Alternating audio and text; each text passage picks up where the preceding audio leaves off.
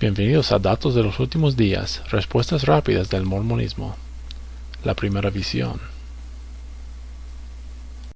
La historia de la Iglesia Sud realmente comienza con la primera visión de José Smith.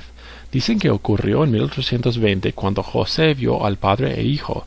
En la visión, ellos se aparecieron a José a los 14 años de edad y le dijeron que no se uniera a ninguna de las iglesias cristianas, porque eran todas malas, y que él restaurara la iglesia verdadera de Cristo. José dijo después que había sido perseguido por decirle a la gente que había tenido tal visión.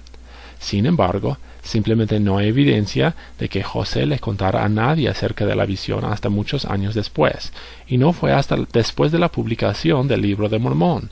No hay reportes en los periódicos, por los vecinos, los predicadores o incluso por los mismos miembros de la familia de José.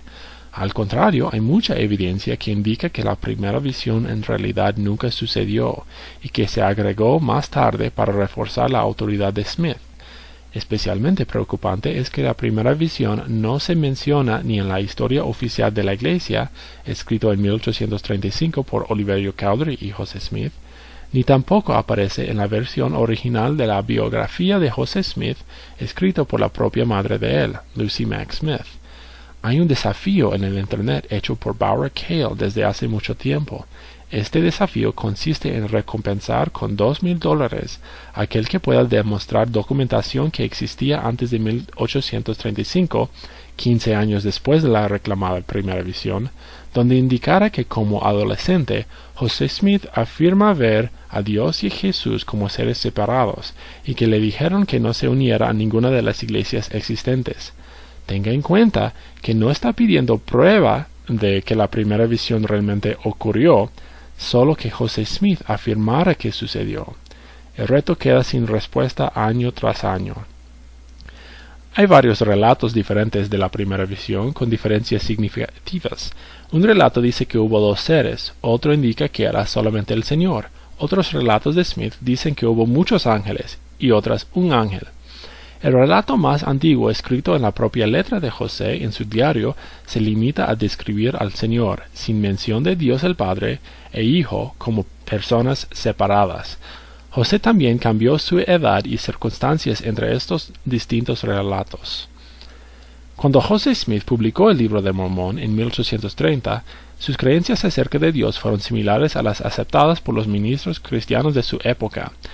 Aunque José creía que había un solo Dios cuando tradujo las planchas de oro, más tarde se llegó a la conclusión de que había dos dioses, y más tarde que había muchos dioses. Evidencia de la opinión de José Smith sobre la Trinidad se encuentra en la primera edición del Libro de Mormón, que originalmente refirió a Jesús como Dios, y luego fue alterado para decir Hijo de Dios. José también cambió varios pasajes para hacer su versión inspirada de la Biblia.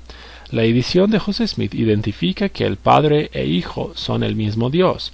Por ejemplo, revisamos Lucas capítulo 10, versículo 22, para mostrar la enseñanza que nadie sabe que el Hijo es el Padre y el Padre es el Hijo, sino aquel a quien el Hijo lo quiere revelar.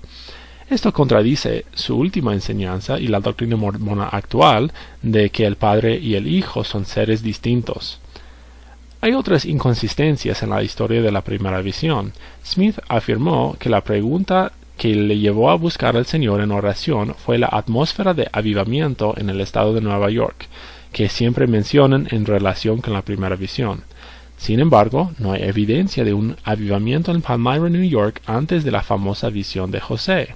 Existen abundantes pruebas que ningún avivamiento notable tomara lugar en ese tiempo.